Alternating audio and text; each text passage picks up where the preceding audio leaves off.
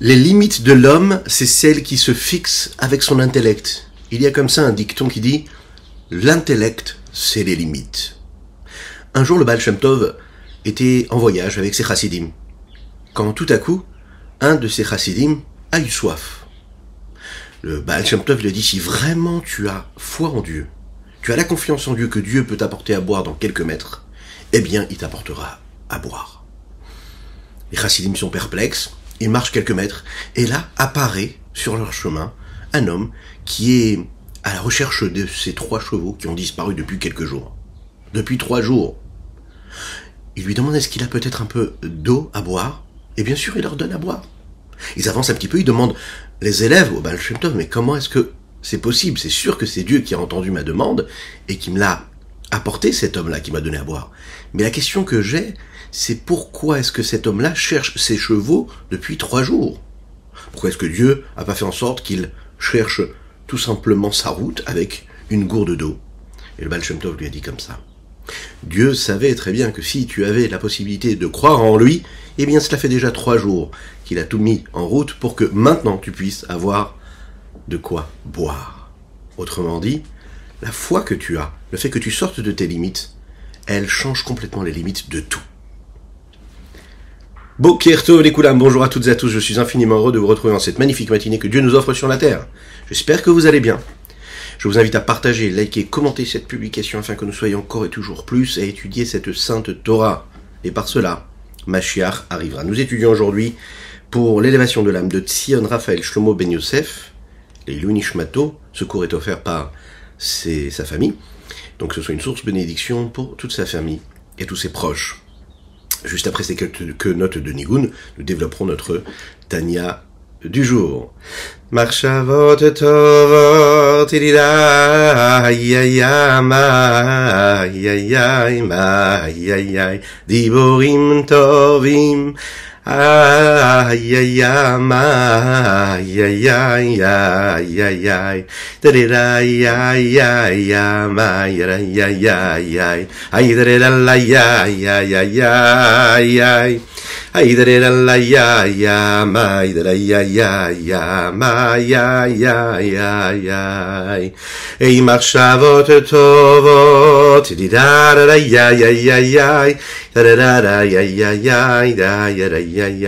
diburim tovim ay ya ma ya ma ya ma ya ay la ya ma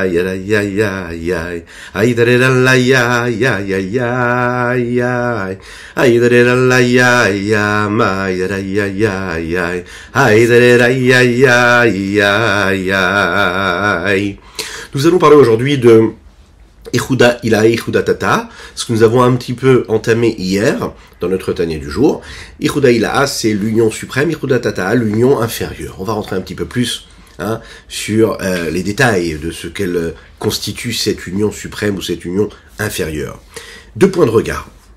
Voir Dieu dans la réalité de chaque chose, de chaque élément du monde.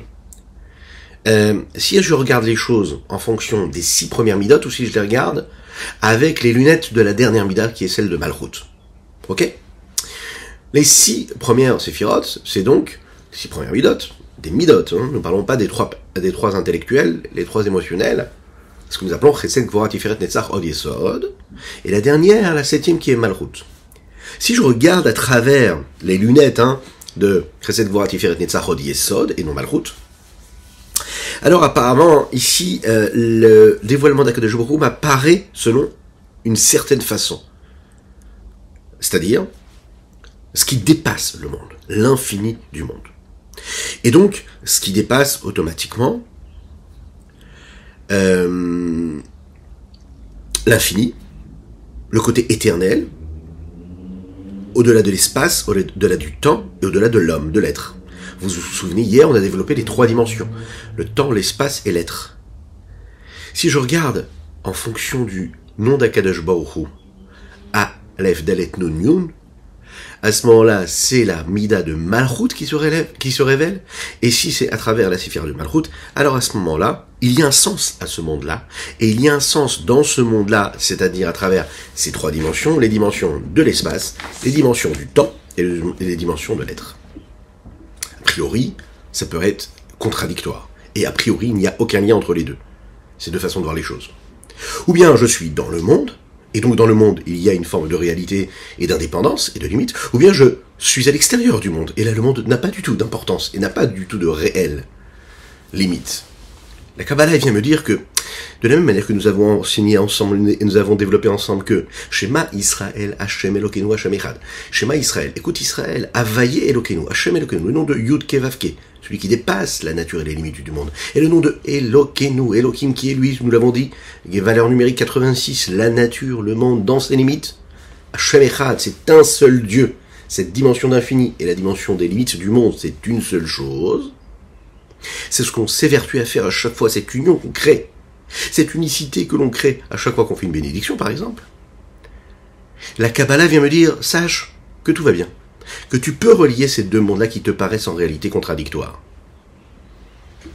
Là maintenant, on approfondit un petit peu plus. Quand on parle d'une seule chose, d'accord, qui s'unit avec une deuxième chose, dans cette union et cette unicité-là, qui est créée, il y a deux possibilités. Ou bien qu'il y a le principal, qui invite ce qui est secondaire à se soumettre à ce qu'il est lui, et que le principal reste le principal, mais ce qui est en face va épouser ce que lui il est, et donc il y a une unicité qui se crée, il y a une union. Ou bien c'est l'inverse, le dernier, le deuxième, celui qui vient après, qui va donc en réalité faire appel et épouser et prendre celui qui était a priori initial et l'inviter à se fondre en lui. Et là, il y a une unicité qui se crée. Ces deux formes d'unicité-là, elles sont justement décrites à travers l'union supérieure suprême et l'union inférieure. Ce sont deux possibilités que nous avons de créer une symbiose, une osmose entre les noms d'Akadosh Baruch Hu, le nom de Havaye, et le nom de Aleph Dalet Nun Yud. Quand on parle de l'union suprême, c'est quand on parle, on veut dire qu'en fait, le nom de Aleph Dalet Nun Yud, lui, c'est lui, et qui va en réalité s'imbriquer et entrer et s'unir et se fondre dans le nom de Havaye, Yud Ke Vav Ke. Ça veut dire, il s'invite quelque part dans le nom d'Havaye, Yud Ke Vav Ke, et on va dire, l'essentiel, le principal ici, c'est le nom de Havaye, Yud Ke Vav Ke. Et il invite le nom de Aleph Dalet Nun Yud. Ça paraît compliqué, mais avec des mots simples, on va réussir à percer de plus en plus cette perception kabbalistique et chassidutique. Ne vous inquiétez pas. Et puis nous avons l'union inférieure. L'union inférieure qui est l'inverse. C'est-à-dire que le nom de Havaye, lui, descend quelque part de sa super, entre guillemets, de ce qu'il est, et lui, en fait, il se fait inviter quelque part par le nom de Aleph Dalet Nun Yud. Et donc le nom de Aleph Dalet Nun Yud, c'est lui donc, on va dire ici, le principal qui se reflète. Et ça, c'est donc ce qui va être appelé ici le Ichud Tarton, l'union inférieure.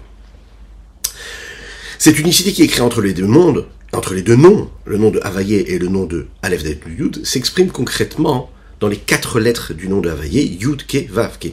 D'accord. De cette façon-là, on a la possibilité d'y ajouter en réalité 4 autres lettres, ce sont les lettres de Aleph Dalet Nun Yud, donc 4 et 4 qui font en réalité 8. La différence qu'il y a entre ces deux possibilités-là, c'est est-ce que je décide de dire que la première lettre du nom de Havaye, c'est elle qui est la référence, ou est-ce que ça va être la première lettre qui va être le nom de Aleph en premier. C'est en fait la première lettre, ce que nous dit la Kabbalah, qui représente et qui engendre et qui crée l'union qui est en train de se créer. Lorsque le nom de Aleph Dalet Nun Yud, lui, entre dans le nom de Havaye Yud Ke Vav Ke, la première lettre, c'est donc le principal, le nom de Havaye Yud Ke Vav Ke. La première lettre va donc être le Yud. En conséquence de quoi, nous allons donc avoir, c'est la raison pour laquelle vous pouvez le voir dans des sidurim qui suivent ces lettres, ces kavanot, ce qu'on appelle ces kavanot, il y en a qui l'ont, ceux qui le maîtrisent, et attention, il faut pas faire n'importe quoi, c'est pour les initiés. Vous allez voir, il y a le nom de Dieu qui est écrit avec différentes lettres, ce qu'on appelle les deux noms qui sont ensemble, et ils apparaissent ensemble. Vous avez donc un Yud, ensuite vous avez le Aleph, du nom de Adné, quoi. Ensuite, vous avez le E, du nom de Havaï, Yud Kei Vav Kei. Ensuite, vous avez le Vav. Ensuite, vous avez le Nud. Ensuite, vous avez le E. Ensuite, vous avez le Yud. Ça, c'est ce qu'on appelle le Ichud Ha'elyon. Ichud Ha'ilaha. L'union supérieure, suprême. De l'autre côté, nous avons le nom de Havaï, Yud Kei Vav Kei, qui lui, est invité par le Adnut. Et là, à ce moment, la première lettre, c'est donc non pas le Yud, mais le nom de Aleph. Et là, le Aleph, il va donc donner Aleph, Yud, Dalet, et Nun, Vav, Yud, Kei. On peut le voir de cette façon-là dans les Sidurim, vous pouvez le voir et le constater. De manière globale, à chaque fois qu'il apparaît le nom de Havaï, Yud, Kei, Vav, Kei, avec la première lettre Yud, eh bien cela exprime quelque chose de particulier, une kavana par exemple que nous devons avoir. Et inversement quand c'est le Aleph. Quand on dit par exemple Amen dans un Kaddish, on répond Amen, c'est très très important, le Kaddish. Quand on répond ce Amen là, en général, la kavana qu'il faut avoir, c'est, comme son nom l'indique, Amen avec un Aleph en premier. C'est donc à ce moment-là une allusion qui est donnée ici. D'ailleurs, il suffit juste de regarder la valeur numérique qui nous est donnée ici, c'est expliqué dans la Kabbalah. La valeur numérique du mot Amen, c'est 91. Et si on regarde bien, 91, c'est 26 plus 65. Si ça ne correspond pas au bon chiffre, vous me le donnez dans les commentaires, il n'y a pas de problème pour les réclamations. Yud Kei Vav Kei et Adné, ça donne 91. 91, c'est le nom de Amen. Donc quand je dis Amen, en fait, je suis en train de dire que quoi ? Oui, c'est vrai ce que tu es en train de dire dans le Kaddish. Oui, c'est vrai ce que tu es en train de dire dans cette bénédiction. Je confirme, j'affirme que cette union-là qu'il y a entre le nom de Yud Kei Vav Kei et de Aleph Dalet Nun Yud est une union qui est parfaite, c'est l'unicité parfaite. Imaginez si à chaque fois qu'on disait Amen, on ne le dit pas comme ça, machinalement et de manière comme ça, routinière, sans penser à ce qu'on dit. Le Amen, vous le savez, c'est pas le sujet tout de suite ici, mais une importance considérable dans la Tefila. Et voilà, si on a juste pris ça, savoir que la kavana qu'on pourra avoir quand on répond à Amen dans un Kaddish, c'est de savoir qu'il y a une union qui se crée entre ces deux noms d'Akadosh Baruch Hu de Dieu. Maintenant, quelle est la différence et qu'est-ce qu'apportent ces deux possibilités d'unicité, l'un dans l'autre ou l'autre dans l'un? Tout d'abord les Chaim.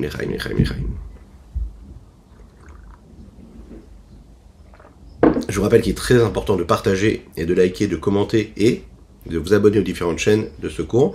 Et je vous rappelle également que nous étudions aujourd'hui pour l'élévation de l'âme, les Nishmat, Sion Raphaël Shlomo Ben Yosef. Je vous rappelle que nous étudions également pour la Refoua Shelma totale et complète d'Avram Nissim Ben Sultana. Nous étudions pour la Nishmato, Aviou Mori Rabbi Reuven Ben Isser, Alav Ashalom, ainsi que le Rav Eliezer Nesalevitch, Alav Ashalom. Alors la différence, elle se joue à travers cela. Regardons tout de suite. Quand est-ce qu'apparaît l'unicité à travers du nom de Yud Kei Vav Kei? Quand est-ce qu'apparaît l'unicité qui apparaît avec le nom de Elohim, de Adnut? Il y a les miracles et il y a la nature. Il y a ce que l'homme ressent, éprouve, la vie qu'il a à travers la dimension du dévoilement d'Akadosh Baruch Hu, et il y a ce que lui, il est capable d'engendrer dans sa avoda, dans ce qu'il est capable de donner dans sa vie, afin de donner par exemple un sens à son existence, en se rapprochant d'Akadosh Baruch Hu, en accomplissant la Torah et les mitzvot. Lorsque nous parlons de l'union supérieure, suprême, Ichud Ha'ilaha, et c'est ce nom de Aleph Dalet Nun Yud qui entre dans le nom de Havaïe, ça veut dire qu'à ce moment-là, le principal, c'est le nom d'Havaïe, Yud Kei Vav Kei, qui est beaucoup plus fort et puissant que le nom de Aleph Dalet Nun Yud. Donc le regard que j'ai, c'est surtout de voir le schéma Havaïe qui nous apparaît. Cette expression apparaît dans, par exemple, les miracles qui dépassent les lois de la nature. Tout au long de l'histoire, on a vu que le peuple juif a vécu de magnifiques miracles. C'est des miracles qui dépassaient les lois de la nature. Ils étaient même parfois à l'inverse des lois de la nature. Il suffit juste de se souvenir de ce plus grand miracle que tout enfant apprend dès son plus jeune âge, le miracle de Kriyat Yam-Souf, lorsque la mer s'est fendue en deux, lorsque les Béni Israël sont sortis d'Égypte. Lorsqu'il y a un miracle qui dépasse les lois de la nature qui apparaît, c'est le dévoilement du nom de Havaïe Yud Kei Vav Kei qui dépasse la nature, qui est au-dessus de la nature, mais qui en réalité crée un dévoilement de cette divinité de Saint Infini dans les lois de la nature. Les lois de la nature qui, elles, sont régies par le nom de Aleph Dalet Nun Yud. Cette situation-là, c'est en réalité une situation où qui est-ce qui écrit et qui inscrit et qui écrit ce qui se passe? Le réel dépend du dévoilement du nom de Yudke Vavke et non pas du nom de Elohim. Sans considérer réellement ce que peuvent être les limites de ce nom d'Akadosh Baruch Hu. Bien sûr qu'il est présent, mais le miracle, lui, se passe dans le monde, et la forme du miracle, l'apparence du miracle, elle dépend du nom de Havaïe et non pas du nom de la nature. C'est la raison pour laquelle c'est un miracle qui dépasse la nature. On sait aussi qu'il peut y avoir des miracles qui, eux, sont inscrits dans la nature. On se lève le matin, on regarde ce qui se passe autour de nous, on dit merci Hachem, Modéani, on regarde autour de nous, on regarde notre vie, et on peut lui dire tous les jours merci. Pourquoi? Parce que c'est un miracle. Même la nature, c'est un miracle. La nature elle-même, c'est un miracle. Et d'ailleurs, on a étudié ensemble que c'est même un plus grand miracle que quand il n'est pas dévoilé, parce que dans ce qui n'est pas dévoilé, je peux voir l'infini de Dieu qui se cache dans les limites de la nature. Quand l'homme donne sa vie, quand il sert Dieu, c'est aussi l'expression d'une forme d'unicité. Cette unicité suprême et supérieure, elle demande un effort à l'homme. Il donne sa vie. Il doit vivre selon ce qu'on appelle une abnégation totale. Il donne son existence, le Messirut Nefesh.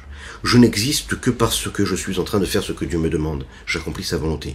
Je n'ai plus de volonté, je l'annule devant la volonté de Dieu. Je ne considère pas les difficultés qui se présentent à moi, que Dieu fasse qu'il n'y en ait jamais, comme des difficultés qui sont personnelles. Je les prends comme des challenges, des étapes. Il y a une seule chose qui m'intéresse, la Avodat Hashem, c'est ça la Ichouda Ilah. Ça veut dire que j'inscris toute mon existence selon ce principe qui est quoi?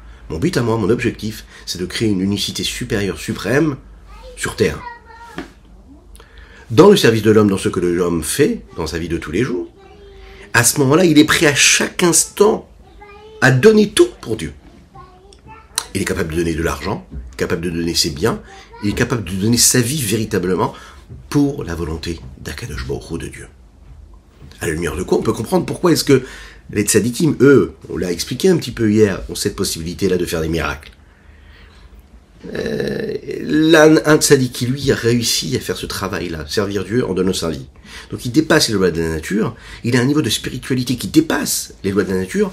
Les difficultés, il ne les voit pas, les besoins physiques, matériels, les besoins corporels, il ne les voit pas.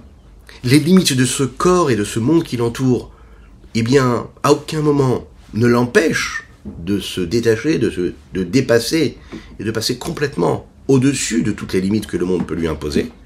Et de cette façon-là, il arrive à atteindre un niveau d'infini. Hein, on a parlé tout à l'heure de cette histoire-là du Baal Shem Tov. Baal Shem Tov, il y a tellement d'histoires de Baal Shem Tov qui nous montrent comment, justement, il était en dehors du monde, en dehors de la nature. C'est pas juste comme ça des contes, c'est des vraies histoires qui ont une réalité. Pourquoi? Parce que le tzaddik, à un moment, quand il se détache de la vie matérielle physique, il est capable d'être dans la vie, dans les limites du monde, mais tout en étant connecté à quelque chose qui dépasse complètement. Comme cette question qu'on a posée une fois au rabbi de Lubavitch, on lui a dit, mais comment est-ce que vous êtes capable de savoir et de donner une réponse par rapport à tel sujet alors que vous ne connaissez pas le domaine a priori? Vous n'êtes pas expert dans le domaine qu'on est en train de vous proposer ou de vous présenter.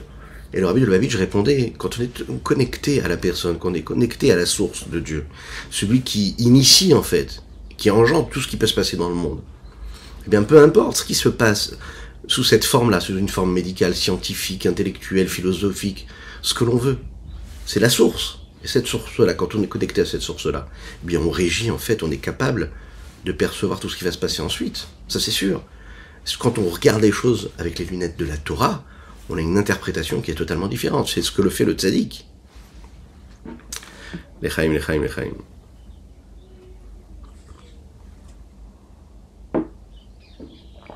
Il est dit comme ça, le rabbi Shalom Dovber, qui était le père du rabbi Yosef Yitzhak, le beau-père du rabbi de Lubavitch, précédent rabbi. Il le dit clairement dans ses textes, précisément dans un de ses livres, Sefer HaMamarim Tavresh Samervav, qui est un livre avec des discours chassidiques qui sont très très profonds et fondamentaux. Il dit comme ça clairement, il dit comme il est connu concernant le Baal Shem Tov, Zichrono Livracha, que pour qui le temps et l'espace n'étaient jamais une limite devant lui. Il était capable de voir de le présent ce qui allait se passer un petit peu plus tard.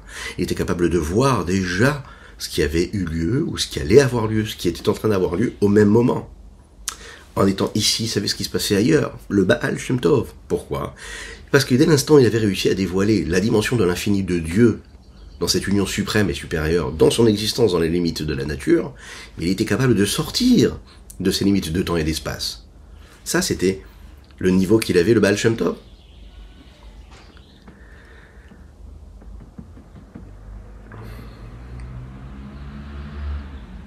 Un petit instant.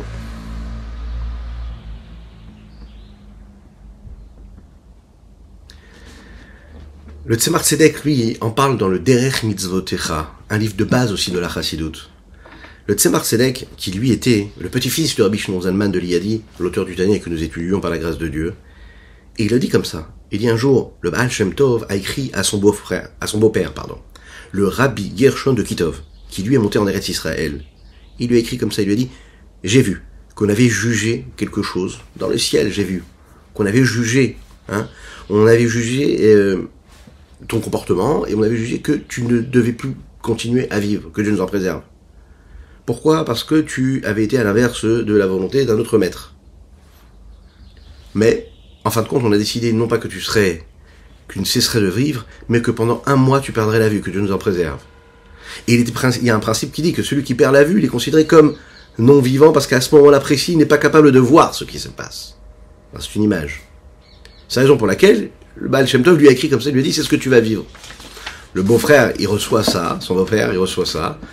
Il dit, je ne sais pas, je ne suis pas capable de répondre à ce que tu es en train de m'écrire. Pourquoi? Parce que cette histoire, elle est vraie. Mais j'ai juste une question. Comment ça se fait qu'on m'a jugé, tu décris un jugement, qui a eu lieu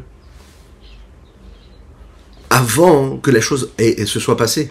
C'est-à-dire que le Baal Shem Tov, il a vu ce qui allait se passer avant que ça allait se passer. Il lui a déjà dit ce qu'il allait être jugé. Comment est-ce qu'il allait être jugé sur ce qui s'était déjà passé? Ce qui ne s'était pas encore passé. Comment le Baal Shem Tov a pu savoir déjà ce qui va être jugé dans le ciel sur un événement qui n'a pas encore eu lieu? Alors la réponse elle est simple. C'est que le Baal Shem Tov il est au-dessus de l'espace et du temps. Quand on est au-dessus de l'espace et du temps et au-dessus des limites, on est capable de voir ce qui se passe. C'est la raison pour laquelle, par exemple, dans les histoires du Rabbi de Lubavitch, on voit, le Rabbi disait à un homme, ne prends pas tel et tel avion. Clairement, il y a eu plusieurs fois cette histoire-là. Il demandait à la personne qui passait pour prendre le dollar, une bracha, une bénédiction pour le voyage. Le Rabbi disait, quand est-ce que tu voyages? Il disait, le lendemain. Il dit, non, ne prends pas cet avion, ne pars pas demain. Peut-être que tu partirais après Shabbat. L'homme comprenait pas. Pourquoi est-ce que le Rabbi me demande d'attendre Shabbat? Je dois rentrer chez moi à la maison. Et ensuite, on apprenait que le vol qu'il devait prendre, c'était un vol qui n'était pas fait pour lui. Lechaim. Un tzaddik, c'est pas qu'il devine, c'est juste que comme il est inscrit dans une réalité qui dépasse les limites du temps et de l'espace, il sait qu'il y a quelque chose à faire et quelque chose à ne pas faire. Quoi, comment, pourquoi, pas toujours il saura le dire. Pas toujours il voudra le dire. Mais en tout cas, c'est ce qu'il en est. Ichouda, Ilaha, c'est ça. Ensuite, il y a Ichouda, Tata.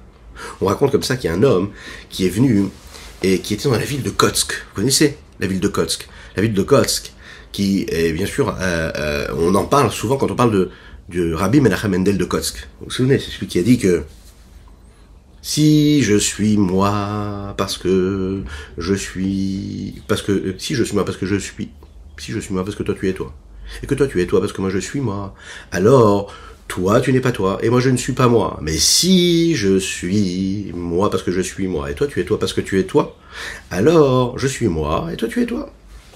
Je laisse réfléchir, on avait déjà abordé cette question-là. Et qu'est-ce qui se passait dans cette ville de Kotsk? Il y a un homme qui est parti dans cette ville pendant la fête de Pessah pour se faire inviter pour passer la fête. Et cet homme-là voulait voir un petit peu plus comment les chassidim de Kotsk vivaient. Après la tefila de Harvit, cet invité-là, il est venu chez un homme qui l'avait invité. Il pensait qu'il allait l'inviter comme il fallait, et il s'est imaginé passer une bonne fête de Pessah, un bon repas de Pessah, un bon seder de Pessah. Il voit tout ce qui se passe, il entend de beaux chants, il entend de belles histoires, il entend de belles explications sur la Haggadah, il mange bien, et bien sûr, dans son imaginaire toujours, il s'imagine que ça va se passer comme dans ses rêves. Et voilà que quand ils arrivent à la maison, cet homme-là qui l'a invité, il dit à la femme comme ça, en rentrant directement, avant de faire quoi que ce soit, alors tu nous amènes le plat, on va manger. Cet invité ne comprend pas comment ça se fait qu'on mange tout de suite. Vous savez, comment le seder, il y a un long moment à passer, il y a tout le seder, la Haggadah, hein, et parfois on s'impatiente, c'est difficile, il faut arriver jusqu'à la matzah, ensuite on mange le maror, et ensuite seulement on mange le plat. Et lui, il comprend pas comment ça se fait dans cette ville de Kotsk qu'on mange déjà le repas, avant de faire le reste. Mais il n'a rien dit. Et voilà que la veille du seder, elle est passée comme il faut, la veille du seder, elle est passée comme il faut. Et il est rentré chez lui avec une grande question. Quand il est arrivé à la fête de Kippour, il a décidé encore une fois de faire ce voyage et d'aller dans la ville de Kotsk. Il arrive dans la ville de Kotsk. Et il s'est dit, je vais vivre un Yom Kippour exceptionnel avec le rabbi de Kotsk, les chassidim de Kotsk. La veille de Kippour, il se passe quelque chose de très spécial. Il est persuadé qu'on va commencer la fête de Kippour avec la tefila de Kol Nidré, traditionnelle. Et il voit qu'en fait, non. Il entend que le Rav de la ville, enfin le Rav de la synagogue, dit au Chazan de commencer directement à Arvit, sans commencer par la tefila du Kol Nidré. Ah, il peut pas supporter, il dit, il y a un problème, c'est quoi cette histoire? Le jour du Seder, vous commencez par manger le repas, et le jour de Kippour, vous commencez par Arvit avant la tefila du Kol Nidré. Mais qu'est-ce qui se passe? Vous faites tout à l'envers. Cet homme-là lui a répondu avec un grand sourire, comme on connaissait, on l'avait en général dans cette ville de Kotsk. Il dit, il faut que tu saches une chose. Nous, quand on mange le repas du soir, du jour du Seder, c'est quelque chose de très particulier. Mais nous, en réalité, chaque jour, quand on mange, pour nous, on y donne de l'importance, comme on donne de l'importance au repas du Seder. Quand on fait une tefila de Harvit, nous, on y arrive comme on fait la tefila de Kol Nidré qu'on fait une seule fois dans l'année. Ce qui pourrait paraître banal, une tefila normale, comme une tefila d'Arvit. Pour nous, c'est une tefila de Kol Nidré. Ça veut dire que ce qui pourrait paraître simple est quelque chose d'énorme. On voit ce qui est simple et ce qui est limité comme étant quelque chose d'infini et d'illimité. La différence qu'il y a entre celui qui est invité et celui qui invite ici, c'est en réalité la description et les limites qu'on peut donner ici à travers la Ichuda Ilaha, Ichuda Tata, l'union supérieure, l'union inférieure. Quelle est l'approche que chacun peut avoir ici? D'un côté, nous avons l'union suprême et élevée, c'est-à-dire que il n'y a pas de limite entre le temps et l'espace. Aujourd'hui, c'est Kippour. Aujourd'hui, on dit Kol Nidré. Non, c'est pas grave. Si on dit Kol Nidré aujourd'hui ou c'est pas Kippour, tous les jours, c'est Kippour. Toute tefila de Harvit, c'est considéré comme la tefila de Yom Kippour. Aujourd'hui, c'est un repas normal. Non, c'est un peu comme le repas du jour du Seder. C'est pareil. Le jour du Seder, c'est comme un repas normal parce que on est déjà dans une dimension qui est très, très, très élevée.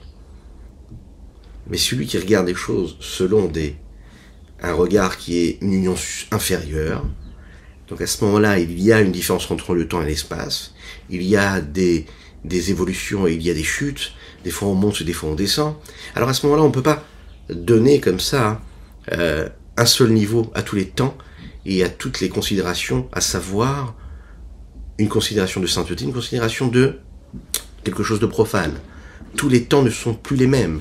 Il y a la semaine, il y a le jour du Shabbat. Il y a les limites de l'espace, les limites du jour, les distinctions qu'on est capable d'en donner. C'est donc là, en réalité, ce qu'on appelle ici la Ichuda Ilaha, qui est vraiment, elle, forte, puissante. Dans le service de l'homme, on va voir que la Ichuda Tata, elle permet à l'homme de donner et de faire entrer un sens à son existence, à sa vie.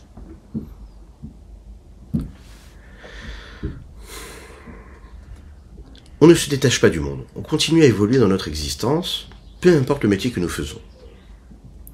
Mais dans chaque chose que l'on va vivre, on ne va pas voir ce qu'on est en train de vivre comme une banalité, comme quelque chose de simple, sans importance, mais on va y donner beaucoup d'importance.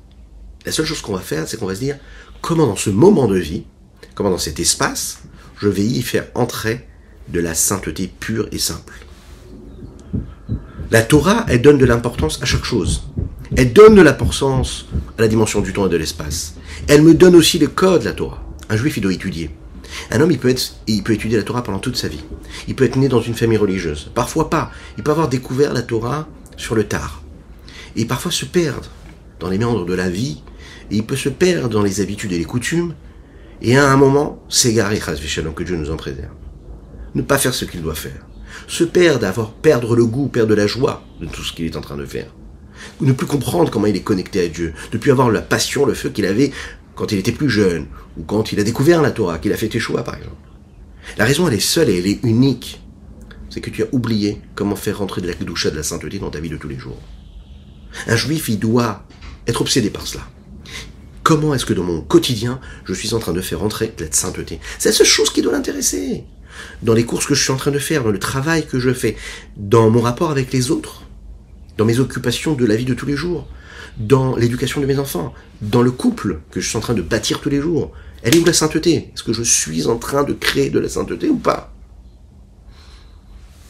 L'osmose, l'amour, la passion, la fougue, ce que l'on veut, tout ça, ça doit être investi de quelque chose, d'un ingrédient premier qui est la sainteté.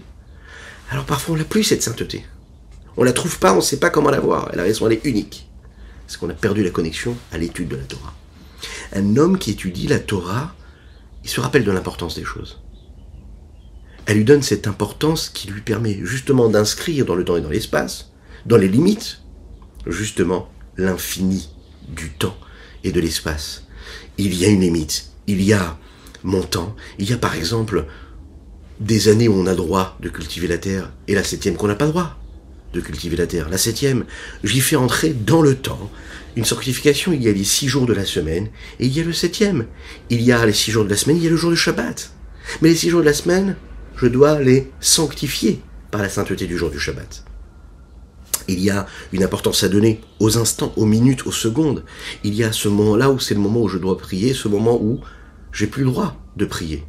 Il y a ce moment où je dois faire telle et telle tefila, et ce moment-là où je dois faire une autre tefila. Premièrement. La halakha, elle nous donne ici des obligations qui correspondent à des limites. Deuxièmement, dans le temps, c'est aussi quelque chose qui existe dans le temps.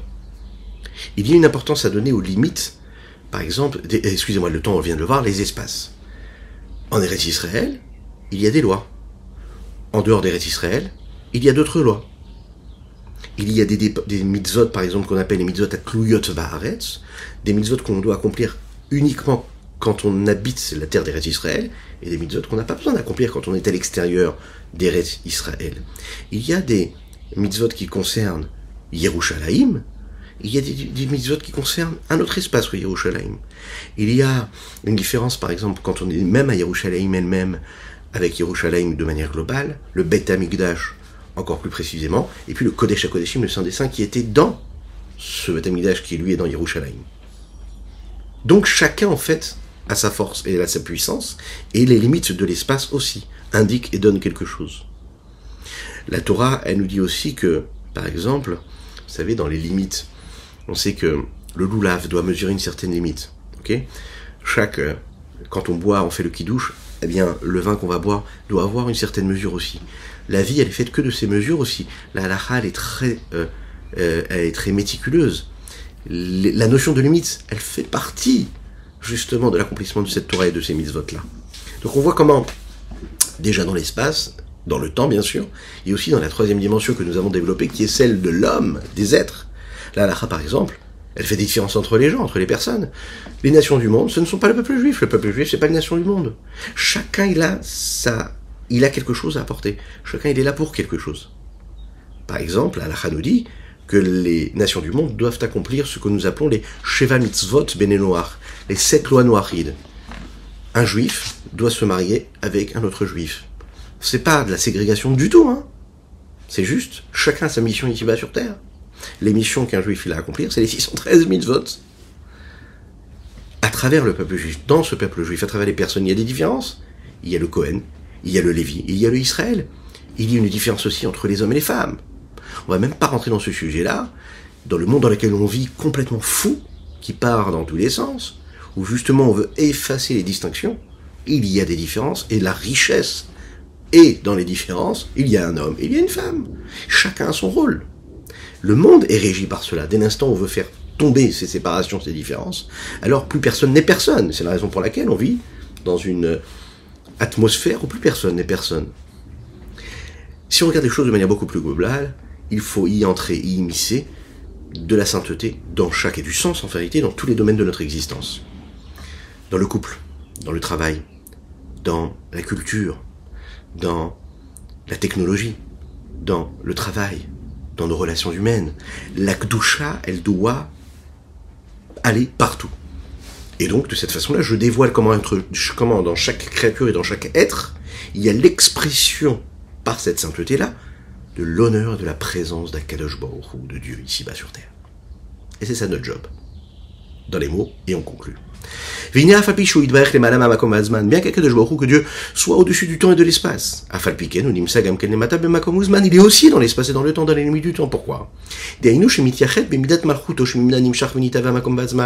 Parce qu'en fait, Dieu s'unit à travers la vertu de Malchut, qui est cette point de jonction et d'union entre ce qui est juste en haut et ce qui est juste après, à savoir d'où vient la création de l'espace et du temps.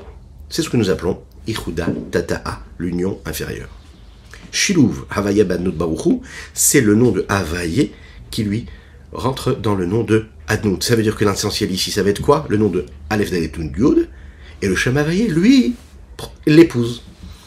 Deinu. Shema Uto, Veatzmoto Yitbarech, l'essence même de Dieu du Saint béni soit-il, l'Anikra, Beshem Ein So Baruchu, qui est appelé à l'infini, Malé et Kol Haaretz Mamash Bizman Makom, il remplit toute la terre, véritablement, dans le temps et dans l'espace. Comment? Kibashomim, Malo Baretz Ogledalet Citrin, à travers les 4 coins cardinaux du monde, que ce soit en haut, que ce soit en bas. Akol Malé Meor In So Baruchu, Beshem Mamash, de manière égale, la présence de Dieu, elle est égale partout, l'infini est partout. Pourquoi? Et comment? Kikar ou Beretz Mitachat, Kimo Beshem Mamash. Ici-bas, c'est comme là en haut, de la même manière. Alors, ça me paraît différent, mais pas du tout. Pourquoi? Parce que c'est qu'une distinction et une limite qui est donnée et qui est décrite par le temps. Qui a et l'espace. Qui a koloprinat makom, abatel bimtsiuto beorin sobaohu. Pourquoi? Parce que qu'est-ce qui fait que le 1 c'est en haut et l'autre il est en bas, l'autre il est à l'ouest, l'autre il est à l'est? C'est parce qu'il y a une limite d'espace. Mais lui, l'infini, puisqu'il est partout de la même manière, par l'intermédiaire de la Mida de Malchut, eh bien, il y a cette union qui se crée, qui permet que cela épouse quelque chose en infini. Hamit la bejbo ali de midat malchuto michotet boïd barer. Rak. Je midat malchuto midat atsimtsum baester. Si ce n'est que cette mida de malchut, et c'est pour ça qu'elle nous permet cette union-là de toutes ces dimensions-là d'infini et de fini, de limité, c'est parce qu'elle crée ce tsimtsum, ce voile. Elle compresse, elle condense, elle voile, elle adapte. Les asti orenso baohu, pour cacher la lumière, l'intensité de l'infini du Saint béni soit-il, de façon à ce que les créatures ne le ressentent pas comme il l'est réellement, chez lui, afin que l'unité de temps et d'espace ne disparaisse complètement pas. Au point qu'il n'y ait même pas en réalité de possibilité d'existence à quelque chose qui serait considéré comme une limite. Nous avons donc conclu cela, et il faut savoir bien une chose, que notre vie de tous les jours, on a la possibilité à chaque moment, chaque instant, dans les unités du temps, de l'espace et des êtres, des dimensions de notre existence. On peut le faire, on peut le vivre, et on doit le faire, on doit le vivre. Et c'est de cette façon-là que nous donnons une dimension infinie à notre existence. Voilà ce qu'on pouvait dire aujourd'hui sur notre Tania du jour. Qu'Akadosh Baruch Hu vous bénisse et qu'il vous protège, qu'il inonde votre existence de bonté, de grâce et de miséricorde, de joie véritable, de réussite dans tous les domaines matériels et spirituels à l'infini. Richesse matérielle, spirituelle, en bonne santé jusqu'à 120 ans pour chacune et chacun. Et je vous rappelle qu'aujourd'hui nous avons étudié les Nishmat Avihu Mori Rabbi Reuven Ben Isser, Alav Shalom, les Nishmat le Rav Eliezer Niselevitch, et nous avons étudié également et principalement aujourd'hui les Nishmat, puisque c'est la date de sa Askara, de son Yortzeit, Tzion Raphaël Shlomo Ben Yosef. C'est une dédicace qui est offerte par ses enfants. À bientôt et toujours dans la joie.